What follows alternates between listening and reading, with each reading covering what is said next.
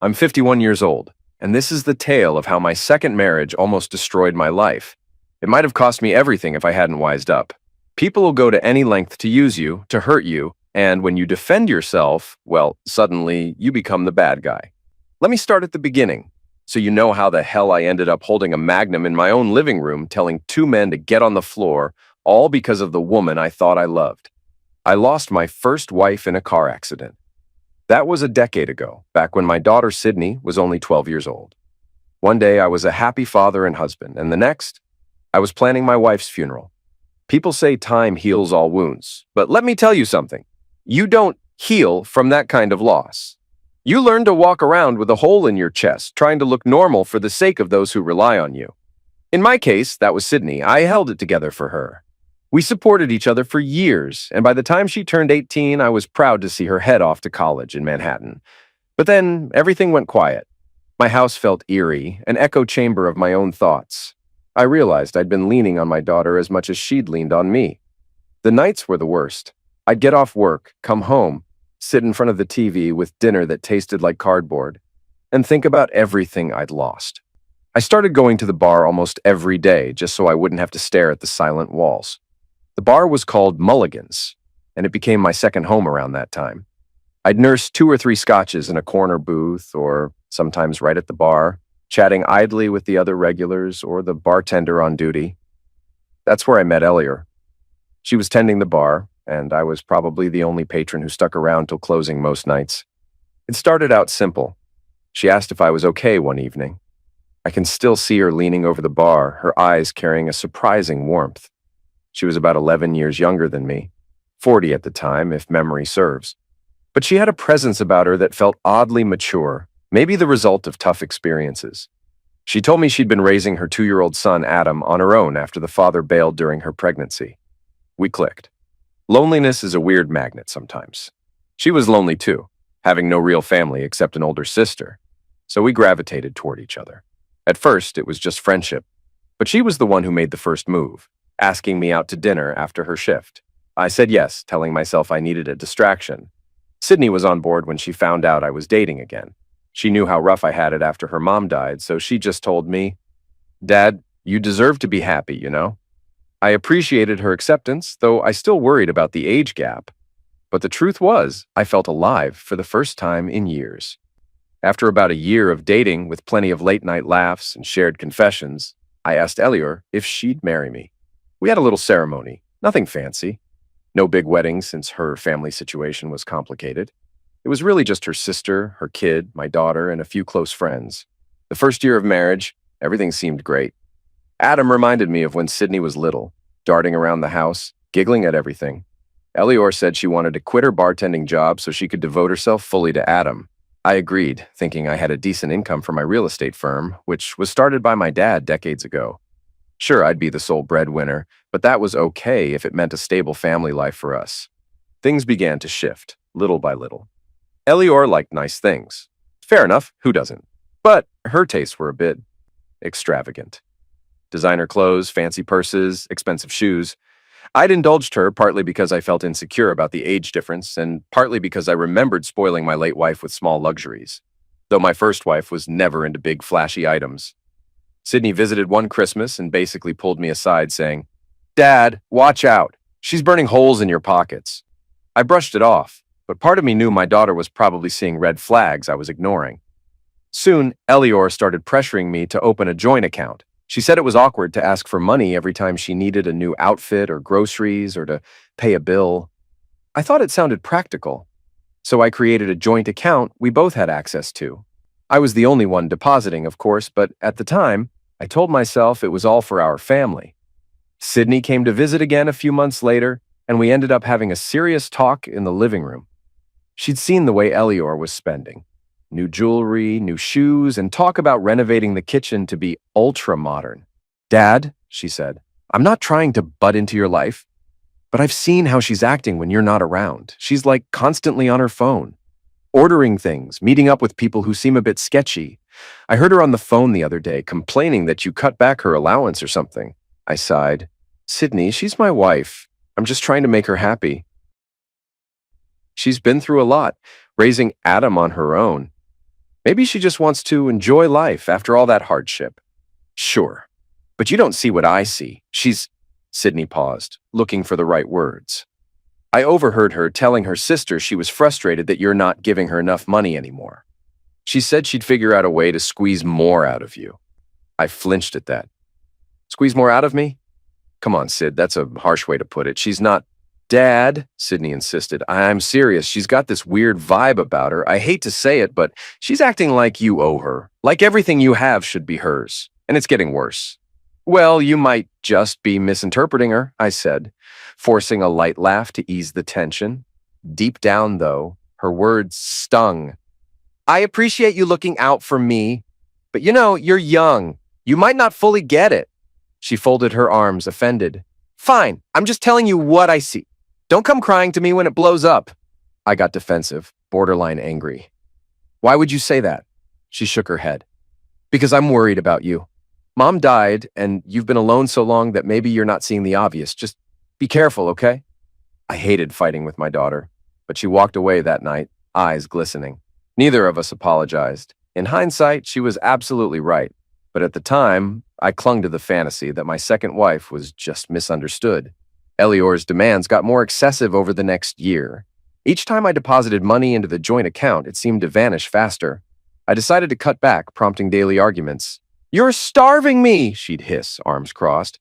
I'm depositing enough for groceries, bills, Adam's school fees, plus some extra. How is that starving you? You want me to beg, is that it? You think you're doing me a favor, but you know what? You're lucky I even chose you, because you sure as hell don't deserve a younger wife, especially one who looks like me, she snapped. Her words cut like a knife. I tried to keep the peace, but she only got nastier. Eventually, she started going out late with her so-called friends. I'd come home from the real estate office at 7 or 8 p.m., and the house would be empty except for Adam, sometimes watching cartoons by himself. Or she'd drop him at her sister's place for days on end. Our second-year anniversary came and went with a forced dinner. She barely looked at me over the candlelight. I tried to talk about normal stuff, Adam's new activities at school, possibly taking a weekend trip, but she texted on her phone the whole time. The next day, she made some cryptic threat about how I was pushing her buttons, and I had no idea what she meant. But I'd soon find out. It was a Monday, around 2 p.m., when I decided to leave work early. My head was pounding from an argument with a business partner, and I thought maybe I'd surprise Elior with an afternoon lunch or something, show her we could still be spontaneous. My neighborhood was quiet as I pulled into the driveway. I noticed a strange sports car parked out front, but I assumed it might belong to a neighbor's guest. The tension in my gut told me otherwise, though. I walked up to the front door, trying to be casual. Something felt off. I reached for the doorknob, but it was locked. She almost never locked it during the day. For some reason, my heart started pounding. I fit my key in, then realized I could see through the narrow rectangle of glass next to the frame. Inside, I heard voices, muffled. I froze. A pit opened in my stomach. I crept around to the side window, gently lifting the corner of the curtain. The hallway was empty. Then came a squeal of laughter from the bedroom at the far end, my bedroom. The door was half shut, but I could see shadows. Multiple shadows. I moved like a man in a trance. My palms got sweaty, and the closer I got, the more I could pick out the heavy breathing, the moans, the laughter. I peered through the narrow gap of the door, my heart hammering so loud I swore they'd hear it. And there she was, Elior, wearing something black, tight, and shiny. Leather, a mask partially covering her face, leaving only her mouth and eyes exposed. The costume had holes in strategic places, enough to show me exactly what was happening. There were two men in there. One I recognized vaguely from pictures on her phone. It was her ex, Adam's father. The other was someone I'd never seen, a younger guy with tattoos up both arms. My stomach lurched. I felt sick, humiliated, and furious all at once. She was with two men in my bed, laughing, moaning, cursing, and calling them names as they all used each other. I quietly stepped back, forced myself not to barge in. It's like I had an out-of-body experience. Then I remembered that I had my old Magnum revolver in the trunk of my car, an heirloom from my dad. I never wanted to use it, but I kept it there, locked up for emergencies. In that moment, I considered what an emergency truly was. I crept out of the house, every inch of me shaking. At my car, I popped the trunk, opened the locked container, and pulled out the gun. I checked the cylinder. Loaded. My mind roared. Am I really about to do this? Another voice inside me answered, yes, but calm down. Don't do anything stupid. For a second, I almost just drove away. But then the anger took over. This was my home, my bedroom, my wife. Enough was enough. I re-entered the house, gun at my side. The front door squeaked, and I heard frantic whispering from the bedroom. They must have heard me. I stormed down the hallway and kicked the bedroom door wide open. The sight that greeted me was surreal. My wife in that leather getup, mask still half covering her face, the two men scrambling in a panic. Everybody on the floor, I yelled, pointing the magnum. My voice didn't even sound like mine. They froze. Elior gasped, yanking at the zipper on her outfit. The guys fumbled to cover themselves with pillows and blankets. One of them, the unknown man, stuttered, "Hey man, chill out, don't shoot." Her ex, the father of her kid, had the nerve to scowl at me like I was the trespasser. "What the hell you doing, old man?" he sneered, trying to stand up. I cocked the hammer back. "On the floor," I repeated. "Now." They dropped. I was breathing so heavily I thought I might pass out, but I forced my composure. "You!" I snapped at Elior. "Take that stupid mask off so I know it's you."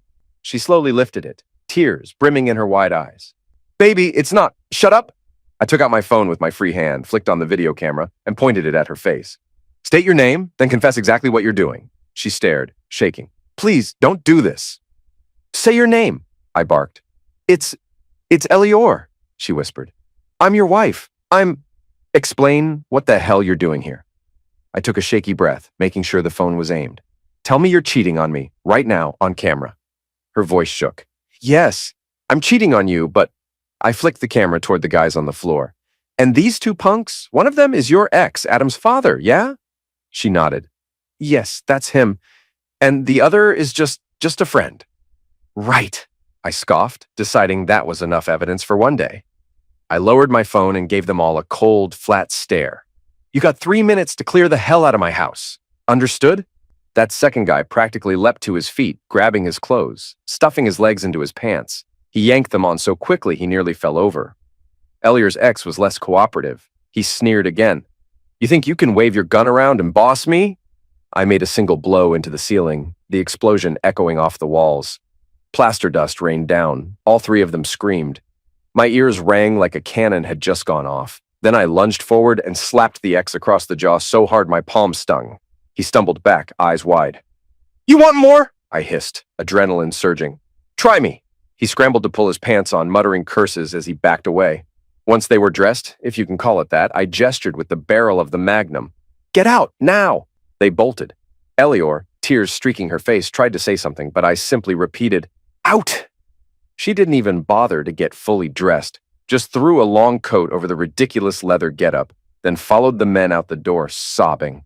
I stood there, my body shaking like a leaf in a storm, gun still in my hand. I didn't know whether to cry, break something, or collapse. I barely slept that night. Instead, I packed a suitcase and headed to a cheap motel on the edge of town. The next morning, I swung by the house. As far as I knew, Elior was gone, hopefully staying with her sister or one of her so-called friends. First, I changed the locks, front door, back door, even the garage code. If she wanted anything, she'd have to talk to me through a lawyer. Then I gathered her clothes, her shoes, all her purses and accessories, loaded them into a bunch of garbage bags. It started to rain, a drizzly cold downpour that soaked me in seconds. I lined up every bag on the lawn near the mailbox, letting the rain pound them. It felt symbolic, like washing away the mess she'd brought into my life. By the time I finished, I was drenched to the bone and physically exhausted, but my mind was sharper than it had been in years. I locked up the house and went back to the motel, not caring if the neighbors saw or judged. This was war, and I was done playing nice. Late that afternoon, I was in the house to grab a couple more personal items when I heard tires screech outside. I looked out the window to see Elior's car pulling up. She got out, frantically scanning the property, seeing all her stuff in the rain. Her hair was plastered to her face by the downpour. She started screaming obscenities at the windows, calling me names. I didn't even want to open the door, but then I noticed she had a passenger. Her ex, the same jerk from the day before. He got out, marched up the front steps holding a crowbar. My blood ran cold. The nerve of this piece of garbage. "Open up!" he roared, banging the crowbar on the door. "You can't just lock her out! This is her house too!" I grabbed my magnum from the side table, called through the door. "Step off my porch!" He bashed the crowbar against the doorframe, cracking wood. Elior was sobbing. "Let me in, you psycho! That's my stuff out there! You can't do this to me! I'm your wife!" "Wrong," I yelled back. "You stopped being my wife the moment you decided to share that bed with two guys." I heard a sickening crack as the ex tried to wedge the crowbar into the door. That's when I flung it open, gun in hand, pointed straight at him. "If you swing that crowbar one more time, I'm aiming right for your damn crotch. This is my property. You want to test me?" He froze. The rage in his eyes flickered into fear. Elior screamed, "Stop it! You're crazy!" "Am I?" I spat back. "Didn't look so crazy to you when you were spending my money living in my house." The ex sized me up, crowbar trembling in his fist. Then he seemed to remember the gun. He cursed, turned on his heel, and stomped back to the car. Elior gave me one final look, eyes gleaming with hatred. Then she ran after him and jumped in the passenger seat. They sped off, leaving the trash bags of her belongings sopping wet on the lawn. I carefully shut and locked the new door. My heart hammered. I could hardly believe what just happened. But at least she was gone. You'd think that was the end of it. Nope. About a week later, I got a knock on the door from a professional process server handing me divorce papers. Elior alleged all kinds of things: cruelty, neglect, controlling behavior. She demanded $500,000 from a trust fund she believed would be mine. Little did she know the trust fund was never actually mine to begin with. My parents had set it up years ago, and it was legally willed to my daughter, Sydney. But Elior had overheard something about it once when I was on the phone with the trust committee, jumped to conclusions, and apparently decided $500,000 was her ticket out of this marriage. I got myself a good lawyer, someone who specialized in contentious divorces. He read the papers, then looked up at me and said, "Let me guess, she's spending money like water, partying, hooking up with losers, and now she's after your family's assets, am I right?" "That about sums it up," I answered wryly. He gave me some pointers about protecting what belonged to me and how to handle potential alimony or child support claims. I told him everything: how I'd tried to be good to her son, paying for Adam's new school, how she wasted it all, and how she'd cheated on me. He nodded, made notes, and said, "Keep every scrap of evidence. We might need it." I was exhausted by the drama. I just wanted out. If she wanted to leave me, let her. But for her to think she could drag away a fortune in the process was an insult. Instead of signing the papers right away, I let them sit. Elior and her lawyer tried to propose an out-of-court settlement. "Pay the $500,000, they said, and be done with it." I refused. Quietly, I pulled back from the joint account, closed it under the grounds of the pending divorce. She lost her mind when she got that notice, sending me vile text messages and voicemails threatening to ruin me. I saved every single one. Meanwhile, she posted pictures on social media with her new boyfriend, yes, the same ex and father of her child, at fancy restaurants, spas, beaches. I realized she was blowing the last of the joint account money on these trips, so at least it wasn't coming out of my separate funds anymore. She tried to use me for child support, but I was only the stepfather, and she'd be hard-pressed to argue I had legal obligation to the kid, especially after all I'd done, paying for schooling that she squandered. My lawyer told me to let her keep digging herself deeper, so that's what I did. The day of the first hearing, I walked in wearing a simple suit and tie. She was there in a tight designer dress, hairstyled, nails done. She had her new boyfriend by her side, smirking at me. I offered a nod. He sneered in response. As we all sat down, I could practically taste her confidence. She truly believed she'd walk out of there with $500,000. Her attorney started listing off her claims, that I was abusive, that I was controlling with finances. They painted a picture of a tyrant who refused to give his loving wife enough money for her basic needs. Then they demanded a direct chunk of my trust fund. My attorney, calm as can be, stood up and explained that the trust fund in question was never my property. It belonged to my daughter. He had all the documents to prove it, including the will from my parents, which was signed, sealed, and legally binding. As soon as he stated that, I watched Elior's face twitch. She leaned over to her lawyer in a panic. They tried to pivot, saying, well, if the trust is off the table, she should at least get the house or shares in his business. My lawyer gave a half smile and stated that my late parents had placed the house and the business assets in the trust as well, again, belonging to my daughter. I was effectively just a caretaker, with no direct ownership for them to seize. Elior's face paled to the color of chalk.